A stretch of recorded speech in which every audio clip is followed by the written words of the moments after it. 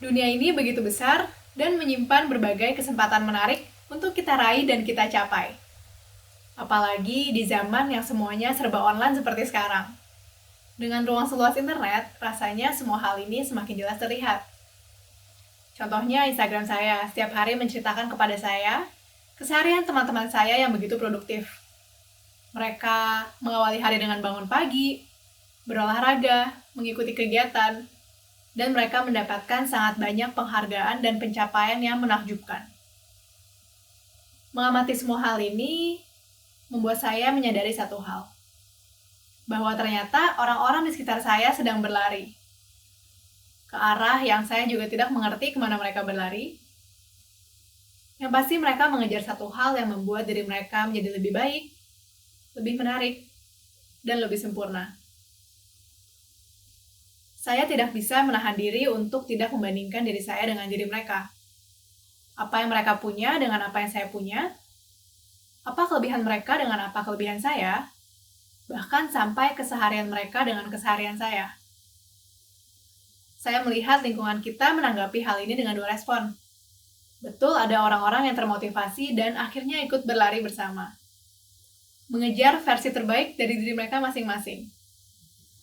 Tetapi ada orang yang alih-alih termotivasi, malahan kecil hati dan patah semangat. Akhirnya menyalahkan diri sendiri. Mengapa sih saya tidak seberprestasi teman saya? Mengapa saya tidak produktif seperti teman saya? Ternyata saya masuk ke dalam kategori yang kedua. Setelah lama mengelak dan tidak mau mengakui hal ini, saya menyadari kalau saya insecure. Membandingkan diri dengan orang lain tidak memotivasi saya, malahan menurunkan self-esteem saya. Rasa tidak percaya diri ini seringkali sangat mengganggu pikiran bahkan tindakan saya. Suatu hari saya pernah mendapatkan tugas kuliah dari seorang profesor untuk menganalisis sebuah perusahaan. Waktu yang diberikan adalah 30 hari. Ketika memikirkan hal ini, saya menemukan satu hal yang lucu, bahwa ketika mendapatkan tugas, hal pertama yang saya lakukan adalah saya mencari referensi dari senior-senior saya, dengan tujuan untuk membandingkan. Setelah itu, saya menentukan bagaimana saya harus mengerjakan tugas ini. Setelah melihat-lihat, sangat mudah bagi saya untuk memvisualisasikan apa yang akan saya kerjakan, pendekatan yang akan digunakan, struktur yang dipakai, dan lain-lain.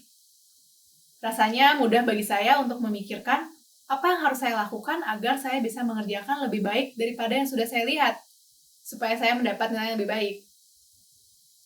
Ternyata walaupun sangat mudah dipikirkan, saya menemukan diri saya tidak pernah mulai mengerjakan tugas ini.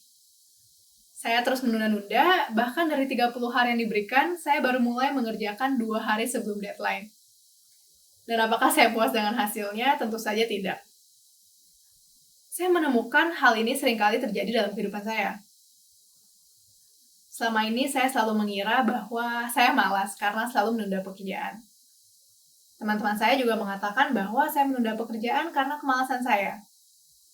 Tetapi setelah berpikir lebih dalam, saya menemukan satu hal yang lebih mendasar. Ternyata insecurity saya telah mendorong saya menjadi seseorang yang perfeksionis. Saya cenderung memberikan effort yang berlebihan untuk hal-hal yang sebenarnya tidak memerlukan effort sebesar itu. Teman-teman, saya pernah membaca artikel yang mengatakan bahwa salah satu cara termudah membuktikan seseorang ialah seorang yang perfeksionis adalah ketika ia tidak pernah menyelesaikan sesuatu. Wah, hal ini resonates well dengan saya. Saya menemukan hal tersebut juga sangat sulit. Sangat sulit bagi saya untuk menyelesaikan sesuatu, bahkan untuk mulai mengerjakan sesuatu.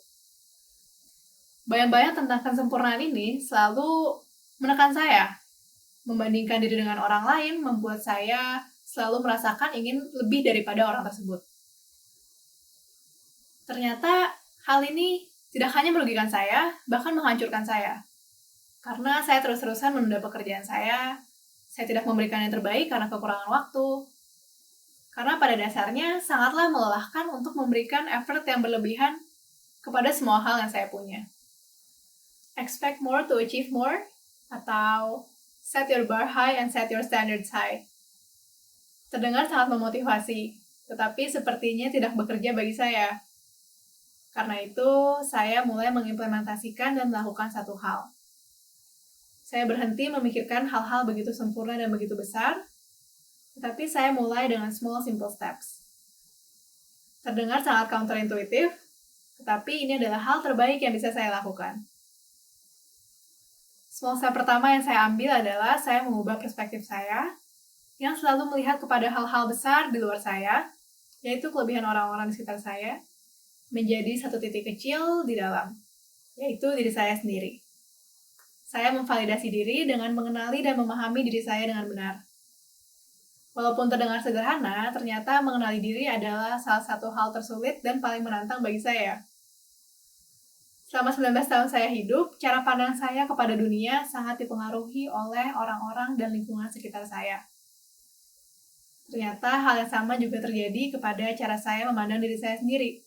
Sangat dipengaruhi oleh apa yang orang lain katakan terhadap saya. Contohnya ketika orang-orang berkata bahwa orang yang baik adalah orang yang disukai banyak orang, atau orang hebat adalah orang yang memberikan dampak bagi banyak orang. Atau bahkan seperti bagaimana seorang murid harusnya berprestasi secara akademis, mendapatkan ranking kelas, mengikuti organisasi, dan lain-lain. Saya cenderung menjadikan semua hal ini sebagai benchmark untuk apa yang harus saya kejar, sebelum saya bahkan sempat mengenali diri saya. Siapa saya, apa yang saya suka, dan apa sih yang sebenarnya saya mau kejar. Ternyata cara pikir seperti ini seringkali membuat saya sedih ketika saya SMA. Karena saya merasa saya tidak sepintar teman-teman saya yang lain. Saya bukan anak olimpiade, saya bukan ranking di kelas. Bahkan ada masa di mana saya sangat khawatir ketika saya mau masuk kuliah. Karena saya mengetahui bahwa banyak orang lain yang lebih berprestasi daripada saya, sedangkan kota masuk kuliah terbatas. Tetapi ternyata dalam pengaturan Tuhan, saya tetap bisa berkuliah sekarang. Bahkan di salah satu universitas terbaik di skala internasional. Setelah melewati semuanya, saya baru menyadari bahwa membandingkan diri dengan orang lain tidak ada nilainya bagi saya. Tidak memberikan benefit apapun bagi saya, yang ada hanya memberikan stres dan beban berlebihan kepada saya. Hal menarik lainnya yang saya temukan adalah bagaimana teman-teman dari TEDx Yusmakwan ini mengundang saya karena keterlibatan saya dalam bermusik di SMAK 1. Sebagai seorang murid di SMAK 1, sekolah yang terkenal baik secara akademis, tentu saja fokus saya saat itu untuk belajar, dan belajar. Walaupun pada saat bersamaan, saya mengetahui saya sangat suka bermusik. Makanya, saya meluangkan waktu untuk mengikuti kegiatan bermusik. Walaupun seperti itu, saya tidak pernah melihat hal itu sebagai hal yang spesial. Bahkan saya cenderung meragukan diri saya sendiri, apakah saya menghabiskan waktu dengan baik. Karena saya selalu mengira bahwa murid yang baik adalah murid yang berprestasi, mendapatkan ranking kelas, dan lain-lain. Little did I know kalau ternyata keterlibatan saya dalam bermusik menjadi keunikan saya, dan memberikan saya kesempatan untuk bisa sharing sekarang di sini. Kejadian-kejadian seperti ini seakan-akan membuka perspektif baru bagi saya. Saya disadarkan untuk berhenti membandingkan diri dengan orang lain dan mencari kesempurnaan. Karena kesempurnaan sendiri pun tidak memiliki definisi yang mutlak bagi semua orang. Dengan membandingkan diri dengan orang lain, saya kehilangan kesempatan untuk mengembangkan, menghargai, bahkan menyadari keunikan yang saya punya sebagai sesuatu hal yang patut saya syukuri. Berandai-andai untuk menjadi seseorang yang bukan diri saya, hanya membuang-buang waktu saya. Akhirnya, saya memutuskan untuk berhenti memikirkan segala sesuatu begitu sempurna. Saya berhenti mengejar standar yang sesuai dengan apa yang orang lain pikirkan, tetapi saya menghargai keunikan saya, dan saya terus mencari keunikan lain yang saya punya, sekalipun jika keunikan tersebut dianggap sebagai hal sepele oleh orang lain. Berikutnya, kita juga mungkin sering mendengar kalimat hidup ini harus menjadi berkat. Ternyata kalimat ini sangat berpengaruh bagi banyak orang, karena banyak orang ingin hidupnya memberikan dampak bagi orang lain. Kalimat ini juga mempengaruhi saya secara pribadi. Saya selalu rindu bagaimana hidup saya bisa menjadi berkat bagi banyak orang. Terdengar seperti hal yang baik, tetapi lagi-lagi saya berpikir terlalu tinggi dan tidak realistis. Saya ingin menjadi berkat bagi banyak orang, tapi saya berpikir bahwa apa yang saya lakukan masih terlalu kecil dan jauh dari sempurna. Membuat saya semakin tidak termotivasi dan seakan-akan memperburuk efek dari sifat perfeksionis saya. Sewaktu mempersiapkan talk ini, saya bertanya kepada orang-orang terdekat saya. Kira-kira apa yang bisa saya bagikan kepada teman-teman? Beberapa teman saya menjawab saya bisa membagikan bagaimana memilih pergaulan yang baik. Ada juga yang berkata bagaimana berkontribusi dari talenta musik yang saya miliki. Beberapa menyarankan berbagi tentang tips belajar atau mengatur waktu dengan baik. Alangkah kagetnya ketika saya menerima semua jawaban ini karena saya selalu berpikir bahwa saya adalah orang yang tidak bisa bergaul.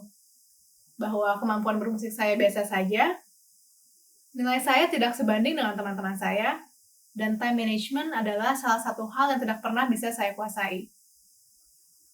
Setelah itu saya jadi berpikir, apakah jangan-jangan saya memasang standar yang terlalu tinggi bagi diri saya sendiri untuk menjadi sempurna sebelum saya bisa berdampak bagi orang lain.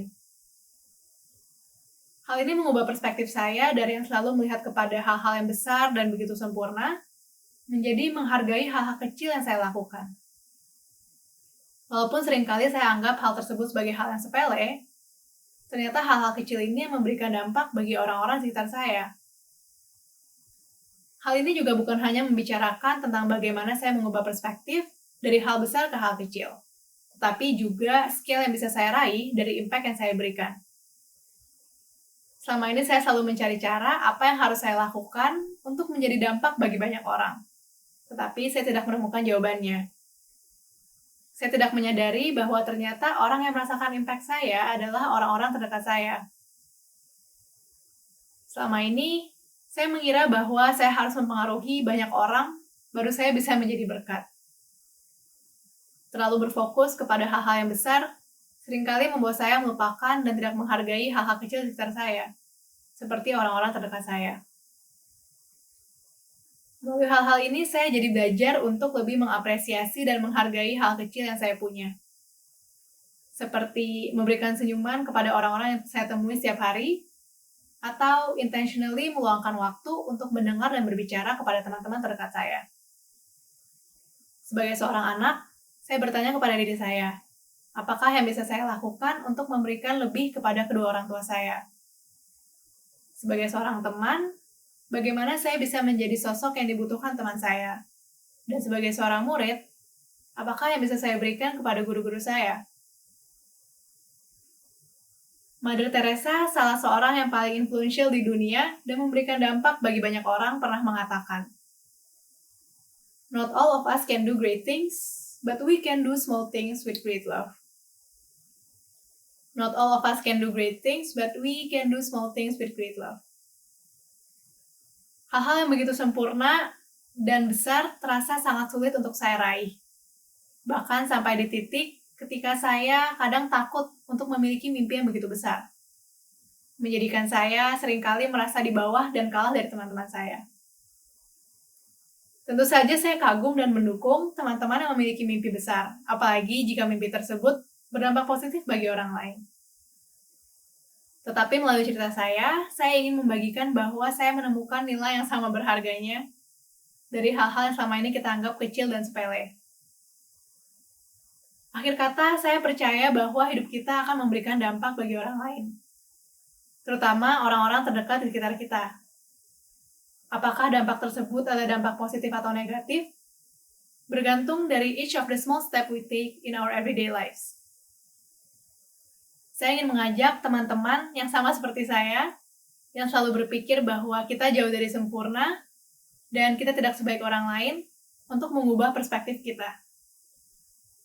Kita tidak selalu harus menjadi sempurna, dan kita tidak selalu harus melakukan hal-hal yang besar. Tetapi dengan menjadi diri kita sendiri, dan menemukan keunikan kita, melalui hal-hal kecil yang kita lakukan, itulah yang akan menjadi dampak bagi orang lain. Thank you.